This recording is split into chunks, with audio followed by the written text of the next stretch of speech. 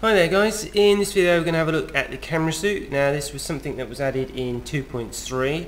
At the moment, like I said, it's only in the beta, and hopefully soon, when it rolls out officially, you'll have access to this in the normal game. So in the past we had a debug camera which was okay, but it was very lacking in some respects. It allowed quite a lot of content creators to create stuff they couldn't make normally, but it was very limiting. So what you need to do to actually get to use it is you need to go into your controls. If we go down to Flight Miscellaneous, if you haven't got a key binded to the debug camera originally, you need to set one, otherwise you won't be able to go in and out of the camera suit. So make sure you've got that one there set. So the next thing is that we've got two more sections. We've got our camera suit and we've got free camera. So if we have a look at camera suit, you can see we've got basically next and previous camera. This allows us to go through the various cameras. Then we've got enter free camera mode, and then we've got 9 cameras. So I would consider this is like one type of cameras, which are kind of like, I would say, fixed cameras, but I'll show you a little bit later what that means. And next we got our free camera section. Now this is a bit of a bugger to set up. In the beta we were given absolutely no binds whatsoever set, and we had to manually put everything in. Whether that would be the case for the final release, I'm not sure. There is an advantage, I suppose, to keeping it clear, is that you can set everything up yourself, but it means it's quite overwhelming at first.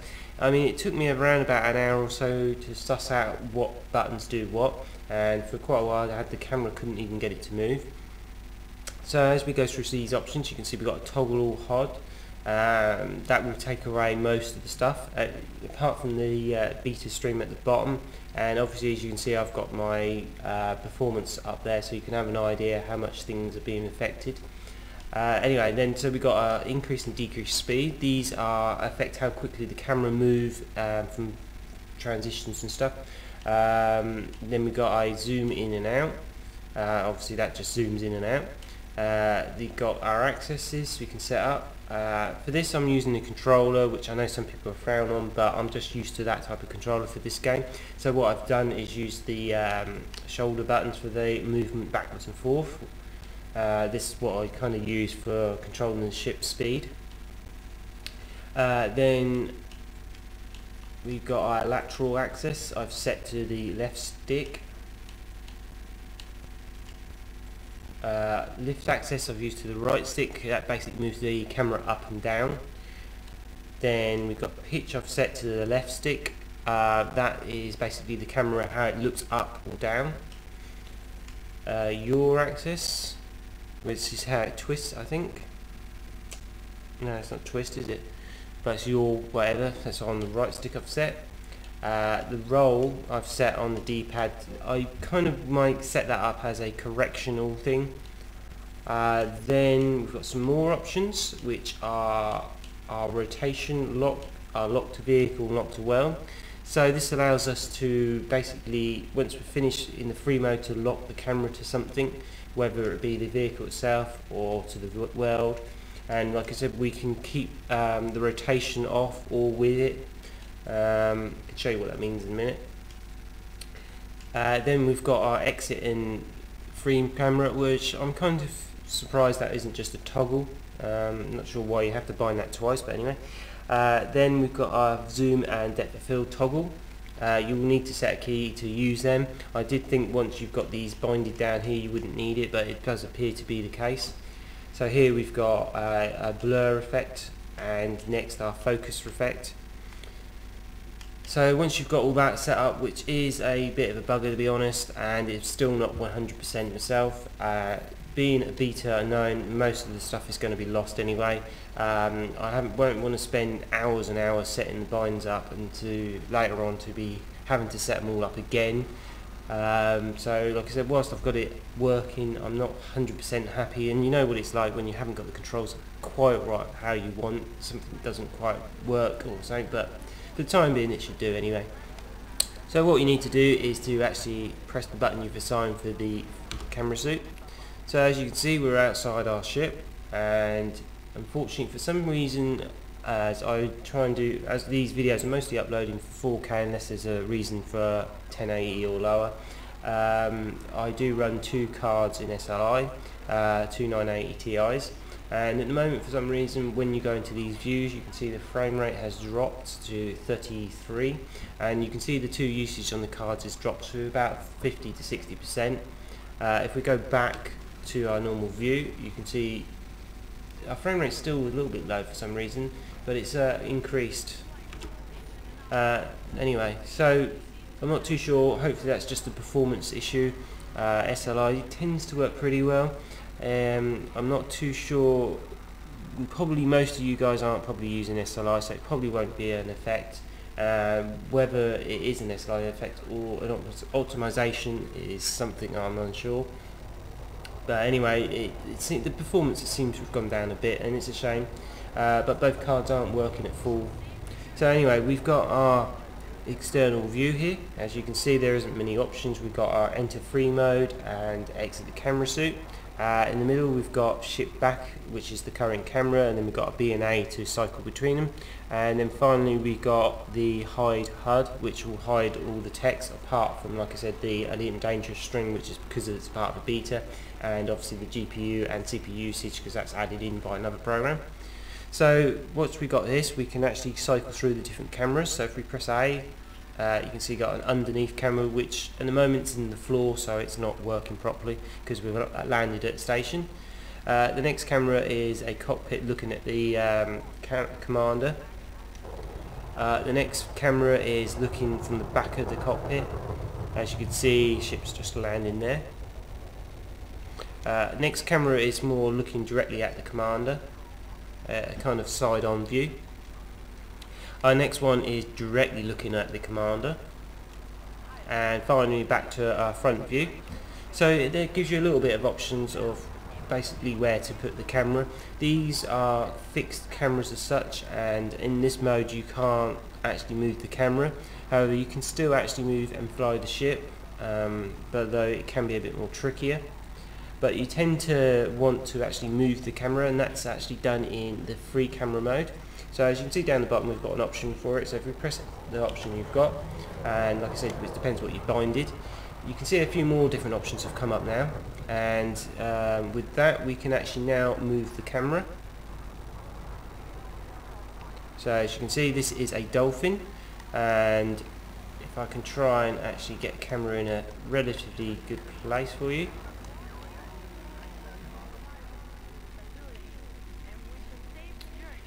You can see now we've got our camera looking at our ship. So this is much like our debug camera we had originally. However, we do have a lot more range on this camera. Before you couldn't go very far with it.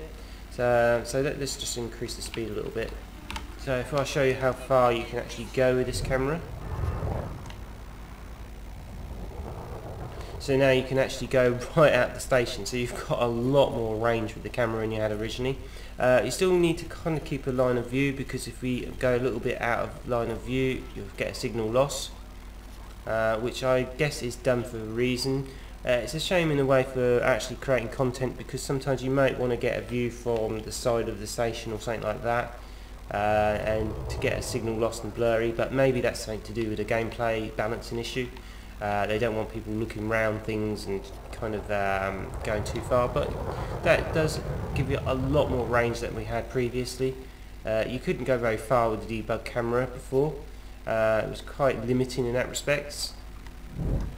But anyway, that should hopefully give you an idea on the range of the camera now. So if we come back into our normal view, because we got a bit lost, and then back into free mode. So let's move the camera over here,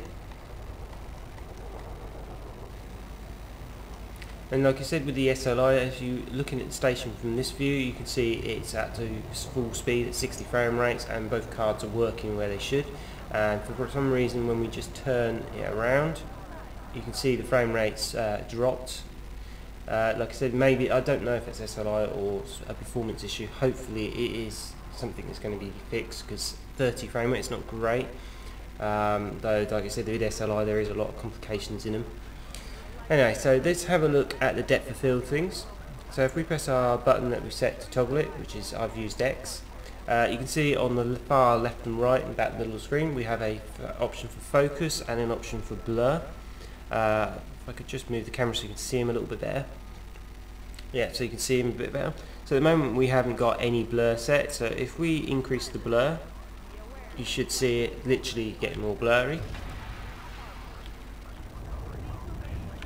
And I kind of really like that blur, it looks pretty good. However, I do find there is a little bit of limitation here. I mean, the blur is really good like this, but you know, can't really, if we try and bring the focus up, as you can see our ship's getting sharper, and now it seems to be sort of disappearing again. But if we bring the focus up too much, we're losing that background blur, so it's not as good as what I would have liked. I would like to sort of have a kind of focus range, if you know what I mean. So we could have keep things in focus between 8 and 10 meters. Otherwise, it blurs all of it a lot. And you increase the focus too much, it's just basically not making the blur useful. If you increase the blur more, you can see it's just basically blurring everything. So whilst them options, I tend to find the blur so far it's only useful to about 20 or 30% because literally it is just blurring too much. And even at 50-60%, as you can see, if we bring the focus down, we're not getting that great background blur. So it's a bit of a shame like that, and maybe it's because this is on quite a tight object, but it would have been nice to have this sort of sharpness on the ship and a blur like that on the background. I know in photography that's an effect that quite a lot of quite a lot of photographers try and achieve, and for the time being it doesn't look like it's actually possible. Maybe that's something they could tweak or something, I'm not too sure. But I just wanted to show you that because that is an option you've got, and in some circumstances I reckon it's going to be quite good, but it's just in this tight view it's not particularly that great. So like I said, we've got these cameras now are moving, and this allows you to basically position the camera where you like, and like I said, with the speed you can slow it down so it moves very slow, or increase it so it moves very fast. This is something we didn't have before again. So what I'll kind of show you is if I go to launch and go back to the camera suit, we're now back on the back of the ship, so these cameras do reset every time. If we go into our free camera and just move it a bit back, so now we've moved it to this, we still don't have control on the ship because we're in free mode. So if we exit free mode by pressing lock to vehicle, I think V, as you can see the options have disappeared on the left, but now we've got control of the ship, so if we press normal please, we can actually fly the ship.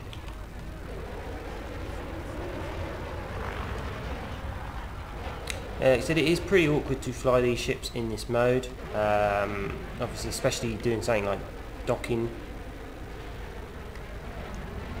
which as you can see I judged that wrong.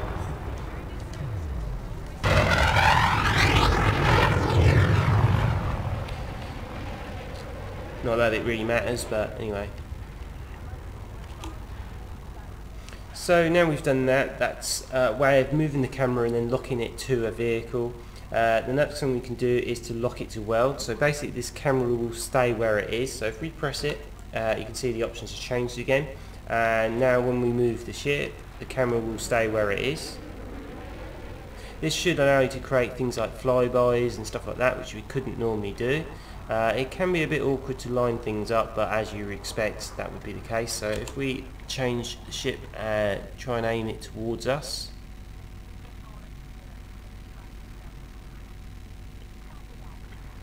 as you can see the ship's just on the right.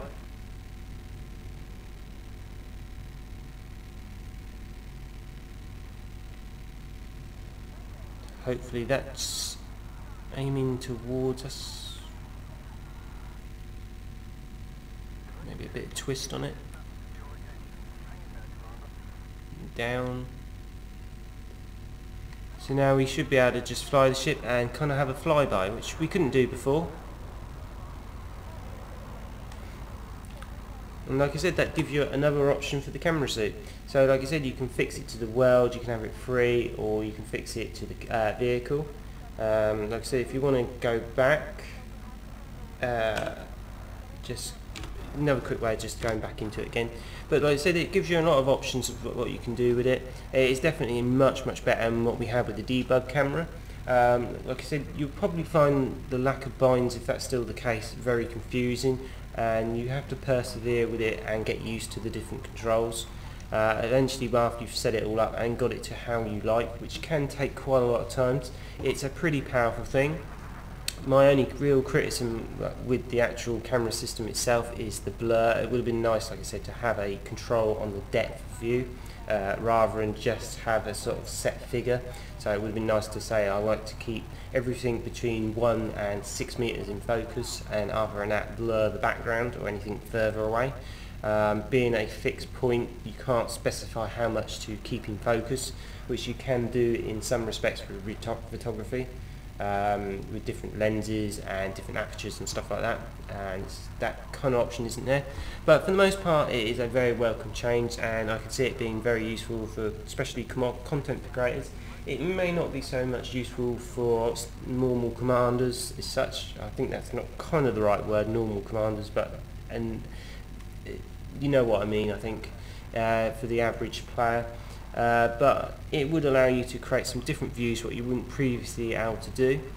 Like I said, if you have any comments or suggestions on this video, please leave them below. They're always greatly welcomed. I always appreciate what you do. If you do like the video, please like the video and subscribe if you haven't already done so. That really helps me a lot, and it really helps the channel out as well. So like I said, bear in mind I'm not still 100% with this myself, but hopefully that's helped you understand what it is and how to use it. Things could technically change between now and final release, but I doubt there's going to be a major change to the whole lot. Anyway, so thanks guys for watching, take care and have fun out there.